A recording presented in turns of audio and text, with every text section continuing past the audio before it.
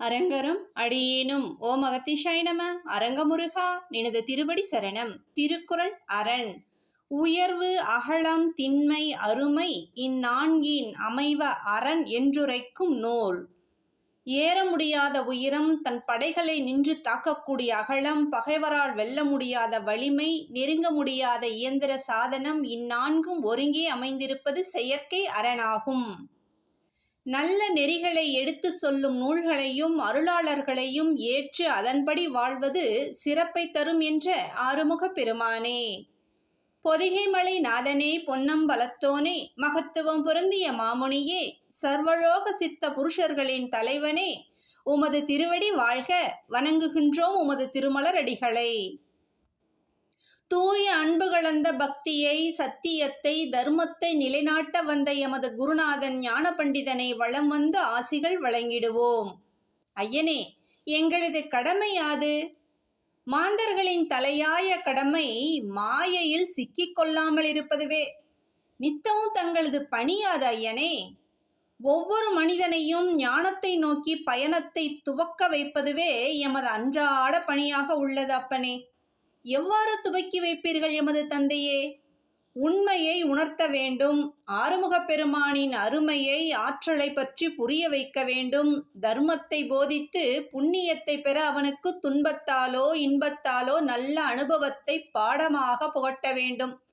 இது போன்று பல உள்ளது அப்பனே. ஆனால் இக்கலியுகத்தில் எத்தகைய துன்பத்தை தந்தாலும் மாந்தர்கள் புரிந்து கொள்வதாகவே இல்லை. ஆனாலும் நாங்கள் சோர்ந்துவிடப் போவதில்லை. ஒரு மனிதனை பாவம் செய்ய தூண்டுவது எது? ஆசை, பேராசை, அறியாமை, இதுதானே. எது பாவம் ஐயனே? எண்ணத்தால், வாக்கால், செயலால் பிறருக்கு தீங்கும் கடும் துயரமும் ஏற்படுகின்ற நிகழ்வு எதுவோ அது பாவம். ஐயனே, தர்மத்தை எப்படி செய்ய வேண்டும்? நீ சுவாசிப்பது போல தர்மத்தை செய். என்ன, புரிகிறதா? இல்லை ஐயனே, ஒன்றும் புரியவில்லை.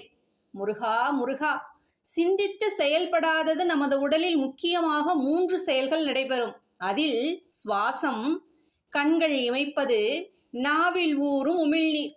அப்பப்பா, எத்தனை அருமையான விளக்கம் ஐயனே.